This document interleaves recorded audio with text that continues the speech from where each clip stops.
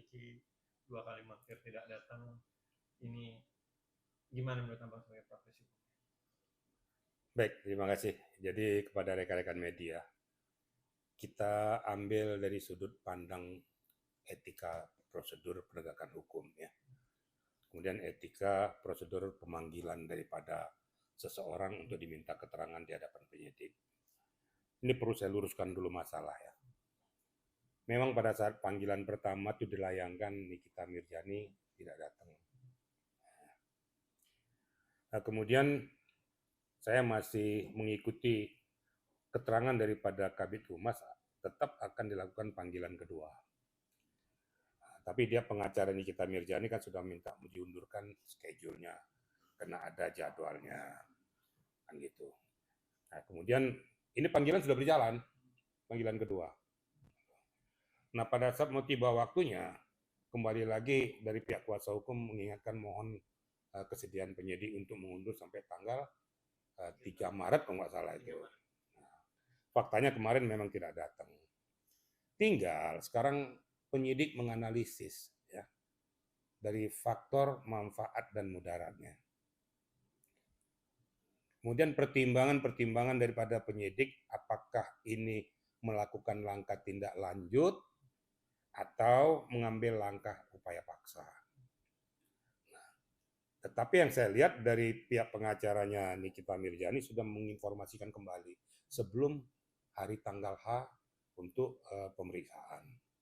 Nah, maka saya katakan di sini dari pihak siapapun, apalagi kita pihak luar tidak bisa kita intervensi kepada hak kewenangan daripada penyidik. Jadi ini harus ditahan. Ini sudah panggilan kedua, yang lebih tahu kan penyidik. Kalau pengacara yang bersangkutan sah-sah saja ngomong kayak gitu, karena kan dia kan punya domain terhadap kliennya. Tapi tetap dikembalikan kepada penyidik yang mempunyai kewenangan untuk menilai, menganalisis, mengambil kesimpulan langkah apa yang akan dilakukan. Ini kan belum. Ini kan tanggal kemarin 26 nih. Nah, mungkin ada pertimbangan gelar internal daripada penyidik sebelum mengambil langkah-langkah tidak lanjut. Apakah mengikuti merestui tanggal 3 Maret atau mengambil langkah-langkah hukum yang lain. Ya kita sabarlah ya. Karena namanya penegakan hukum itu tidak kita gebiah-huya seketika apa yang kita mau minta akan dilaksanakan sesuai dengan apa yang kita mau. Ya, tolong juga kita hargai juga hak kewenangan daripada penyidik. Nanti aja kita lihat nanti perkembangannya gitu loh. Saya tidak membela siapa-siapa ya, mau pihak Mirjani kek, mau pihak Reza kek, tapi saya luruskan masalah di tengah-tengah. Tidak ada yang bisa memaksa penyidik untuk mengambil langkah keputusan. Jangankan orang luar, atasan saja tidak bisa memaksa penyidik. Karena penyidik mempunyai hak independen untuk menentukan. Kenapa? Dia akan menganalisa nih faktor keuntungannya, faktor kerugiannya, faktor perkembangannya, jadi positif atau negatif, bagaimana mereka akan pertimbangan penuh. Yakin saya bahwa setelah peristiwa kemarin mereka akan gelar internal untuk mengambil langkah yang lebih komprehensif lagi. Kira-kira begitu ya. Bang, ini kan juga dari pertanyaan lagi, Bang. Karena kan dari lawyer sendiri bilang bahwa ini banyak opini lagi yang berbeda dengan si Nikita Mirjani belum ditata, apalagi tidak jadi TPS. Gimana, Bang? Maksudnya gimana? Ya kan dia berbanyak juga opini beredar bahwa masih membuat sesuatu opini yang tidak baik untuk kliennya sendiri, Bang. Makanya dia pengen keinginan bahwa secepatnya Nikita Mirjani ditahan lagi. Nah, itu kan pemaksaan namanya. Kan saya sudah katakan tadi. Daripada dia banyak mengeluarkan opini-opini, namanya seseorang yang sudah ditetapkan sebagai tersangka. Dia mempunyai hak untuk membela dirinya, gitu loh. Kita juga nggak bisa, saya jadi tersangka terus, ya sudah manut aja jadi tersangka. Tentu dia akan mencoba untuk lepas dari jebakan tersangka ini. Apapun argumentasi dia, itu kita hargai dong. Dia kan hak dia. Nggak bisa dong, harus ditahan dia, nggak bisa. Kita juga nggak bisa memaksa harus ditahan. Ditahan atau belum ditahan, ya ingat ya, bukan tidak ditahan, ya, ditahan atau belum ditahan dia, itu hak kewenangan penyidik untuk menilai tadi itu. Ya. Jadi kita juga di luar nggak usah beropini, biasalah kan. Yang namanya pro dan kontra dan lain sebagainya akan memunculkan argumentasi-argumentasinya. Tapi menurut hemat saya, kita mari tunggulah apa yang akan diputuskan penyidik untuk mengambil langkah-langkah yang lebih baik lagi ya. Baik nih kita yang sudah meminta permohonan diundurkan sampai tanggal 3 Maret ya, kemudian sebelum kemarin itu dimohonkan lagi kepada yang bersangkutan supaya adanya kerendahan hati daripada penyidik memberikan kesempatan karena dia kebetulan sudah tekan kontrak. Tapi dari pihak ini sudah mengatakan panggilan kedua tidak dilaksanakan, pokoknya ditahan. Itu kan hak mereka untuk berbicara. Kita nggak usah juga tahan hak daripada pengacara juga, pihak sebelah maupun pihak sebelah. Yang sekarang tinggal firm pada penyidik. Penyidik mengambil langkah apa yang terbaik tentunya nanti. Percaya, kita percayakan saja dulu, nggak usah beropini, nggak usah berpikir ini karena intervensi ini karena intervensi ini susahnya kayak gini. Merupakan santapan publik. Kalau sudah santapan publik, penyidik tidak akan mungkin mau main-main dengan masalah ini. Pasti dia akan firm. Kira-kira gitu ya. Belajar atau melihat dari kasus yang hampir sama seperti Niki yang punya asisten Mail, yang duitnya ditransfer ke Mail, bisa dibilang kan Niki juga termasuk aktor intelektualnya kan, bisa dibilang gitu. Ini maksudnya aktor yang mana? Yang intelektual, karena Niki dengan alibi bilang, lah kok saya jadi tersangka, sedangkan yang dilaporkan Mail asistennya. Kenapa saya tidak? Nah itu bisa dibilang ini aktor intelektual kan, gitu.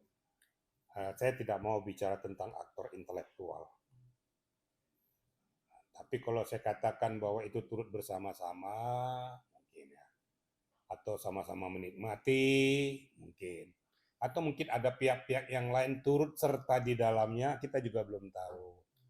Tetapi yang pasti, ya, ini yang saya luruskan, tidak mungkin berpindah uang secara cuma-cuma dari seseorang pada orang lain tanpa adanya suatu peristiwa. Ya, tanpa adanya suatu peristiwa yang membuat orang tersebut terpaksa mentransfer uang itu kepada orang lain. Peristiwa apa itu? Tentunya peristiwa yang mengganggu keberadaan daripada Reza itu sendiri. Kan ada komunikasi dengan Mail. Nah, akhirnya coba kita analisis yang tadinya permintaan 5M diturunkan jadi 4M. Kok ada tawar-menawar? Ini tawar-menawar tentang apa? Kan perlu didalami dong. Kemudian ada 2 kali pemberian uang melalui transfer maupun melalui uang tunai. Kok bisa terjadi itu? Ini hubungan uang ini untuk membeli apa? Untuk apa? Ternyata kan tidak membeli apa-apa. Berarti kan ditransfer dan diberikan secara cuma-cuma melalui Mail dan Nikita Mirzani, kan gitu. Nah, ada sepetik kata yang dikeluarkan oleh Mail yang perlu dicermati, ya. Ini bukan menutup mulutnya Nikita Mirzani. Loh kok larinya ke sana? Ini berhubungan dengan skincare. Akhirnya ditariklah dengan apa yang dihubungkan dengan TikTok itu. Sehingga mengganggu keberadaan daripada skincare-nya Reza.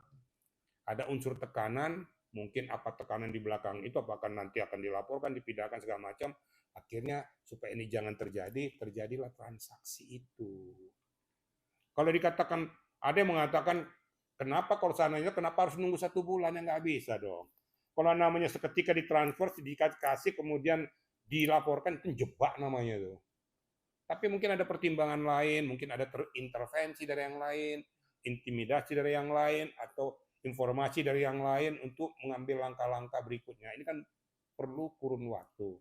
Nah, setelah dipertimbangkan oleh Reza, akhirnya dibuatlah langkah keputusan itu melaporkan kepada pihak kepolisian. Pihak kepolisian menganalisis, melihat bukti-bukti fakta yang ada, baik berupa chat, berupa TikTok, berupa uang, transferan, dan lain sebagainya.